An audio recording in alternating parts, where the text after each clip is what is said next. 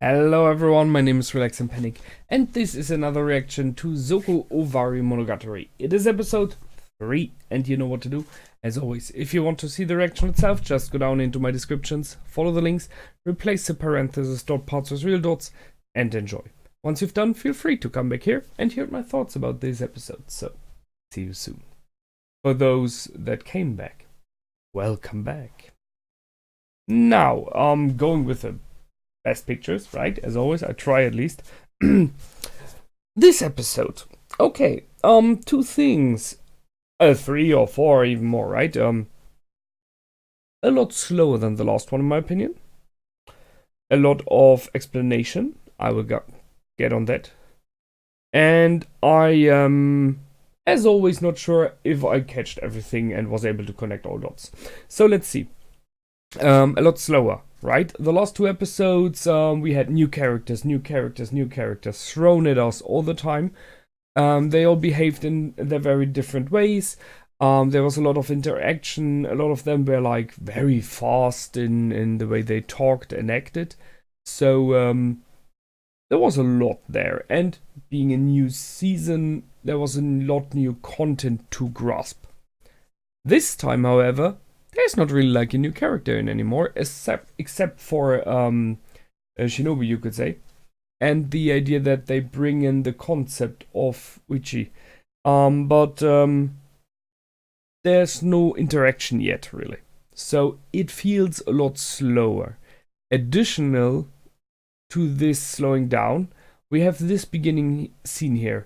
And I mentioned it in episode 1 already. It felt to me like they are explaining more. And episode 2, it was okay, yeah, a little bit. And this time we have like 5 minutes, 6 minutes, I'm not completely sure, in the beginning of Araragi reflecting about what happened so far. Though this is repetition, this is explanation, this is how did every of the girls behave differently and why does he think she does. So on the one hand, I really like that because it makes it a bit easier for me. On the other hand, I feel a bit like, hey, you didn't do that in the past seasons so much. Why now? It's a bit weird, but okay. So he approved with some of the things we found out already. So the height difference of Karen, we thankfully I realized Ononoki was very expressive. Sure, that I guess everyone could see that. For Hachikuji, that she had hidden the 21 years due to the fact that she was already that old. Okay, I can see all of that. That the rainy devil was the hidden side inside. Yeah, I can go with that. However, when it became interesting, and I'm not sure about it for me, is when it was about Sodachi. Because then he himself admitted that he does not know if she has this side inside her. He doesn't know her good enough. He hopes, Araragi hopes, that she has this side inside her and wants something like that, wanted, whatever, right? So, and this is where I was like, what kind of a mirror world, turned world, right, is this now? Is this a turned existence, a turned universe that has turned everyone from who they are? Or is this a created existence, plane of existence, due to what Araragi believes the other persons have hidden inside them? Because that's something very, very different. If it is the second one, and I kind of hope it is, right? It makes it a lot easier to get out there, to understand it, to manipulate it, possibly use it, however, because it is centered around him. He is the hub. He's the central piece. So then he, if anyone has, he has the option to get back to the normal world, because this universe then exists and gets destroyed with him. If it is, however, a complete turned universe, he is not important there, right? He is just one of many, one of billions. So I hope it is centered around him.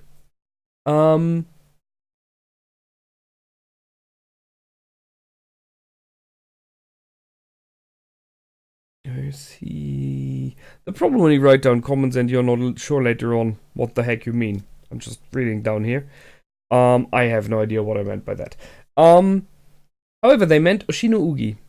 So he reflects about the fact that if there is a turned version of him, the other side of him, right, something hidden inside him, it is very, very likely Oshino Ugi. Yes, I can see that. Although I'm not so completely sure. I mean, okay, let's be honest here. The whole Oshino Ugi and how she's connected to him thing is still very, very confusing to me. Which is the major thing in this series. Not all concepts are completely clear. They are ideas, and I think that's why it's working. You cannot and possibly should not flesh out all of that completely. Otherwise, I think I would go crazy. That would be too much. But the idea that Oshino Ugi is his version in this world is cool. And would maybe show how Oshino Ugi came to be. I mean, just an idea. He, however, being back in the life there, realizes, okay, so there's a lot of difference in this life. The female version of himself did for sure do a lot of strange things you shouldn't do normally and you don't do normally. You know, all of this panties talk and grabbing the girls and stuff like that is very, very, no question, rude, right? We are not sailing on the edge of what is correct and ethical and socially correct. We are already over the cliff when she does stuff like that in the normal world. And he would do it even worse, possibly. Why ever? That's another discussion. So he has a room with Sodachi now. Still playing this her perfect life, right?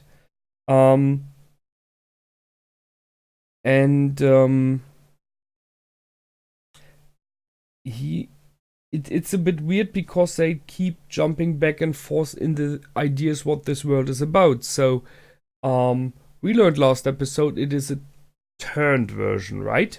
So, if that's the normal version, it is this one, turned. But then he very, very often, all the time, and Ononoki as well, talk about reflection, about mirrors, and the question to Sodachi was about the mirror as well. This thing that the mirror only reflects like 80% of the light. So, I'm a bit. It's a bit weird to me that they go back and forth between those two ideas because it's not the same. It's not completely the same. However, the idea of these only reflecting 80% and the fact that Ononoki later on behaved normal, when you want to call it like that, again, I was like, hey, I have an idea. It's night, so there's no light, and the mirror can only reflect light. So what if they behave less weird, less different during the night because light is not so much there? It was not that, but the idea was interesting. Would be a weird world. Just think about that, people behaving one way in the night and a completely different kind of way during day. That's society, holy heck. Do you want to go out with me? Yeah, but please not in the night. Or only in the night. I don't know, that's weird, right? So Ononoki realized when she talked the first time with Araragi that she behaves differently. She realized that he is different as well. I mean, you should, right? He's male now, so why not? And she was able to kind of restart herself, set up her personality from scratch, and now behaves like the one we know from the, whatever it is, normal world. You mentioned darkness, for a short amount of time. So they really throw in like everything from the past here. By the way, there's still some characters we haven't seen, but I'm already very fine with this. It's already enough.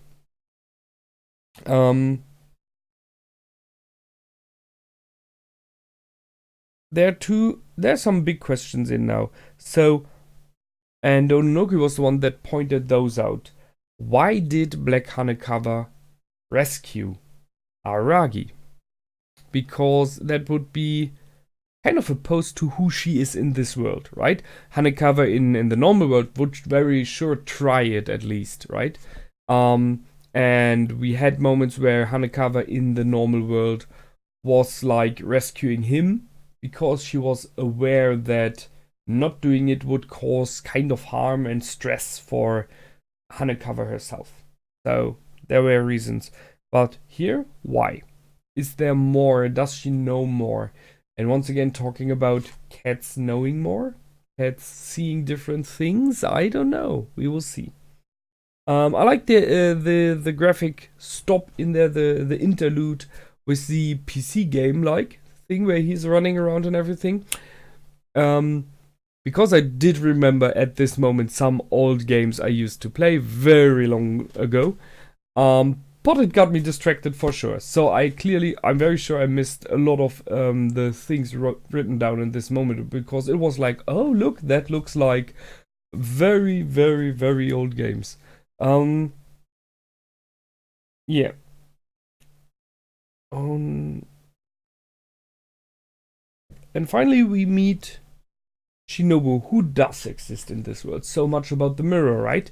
And it still would, even from a mirror side, it would make sense. There's no vampire, so it works. So she lives in a castle that looks a lot like the Disney castle, which is in the end Neuschwanstein. She is in her human but grown-up form, and blonde. So interesting will be Aragi's reactions when he sees her. Because even in the past episodes we had, the past seasons, the grown-up version of hers is very, very, I don't know how to say that, intriguing, oozing, not only sexuality, but more like power in a way of intriguing. So the grown-up version of Kiss Shot was always one where Araragi especially was like, holy heck, what a woman, right? She looked great, and she was powerful and aware of herself and of her presence, and he was smitten by her. I think that's it in the end. So a non-vampire version of her, now more blonde. The question is she more innocent looking now? Or does she have the same appeal to him? That will be interesting. And it will be interesting to see what her character is like. Because Kiss Shot was always the vampire. I don't know if there ever was some moment of the human in that was her in the past. I mean, that could be someone completely different. And I can see that they use this as a turn version. Because I was confused about what do you want to show us from Kiss Shot, right? We have seen sides of her, so what do you want to show us? The grown-up version, the small girl version, the one that goes crazy because Araragi is not around, or the one that is kind of relaxed and cool when he's around, kind of.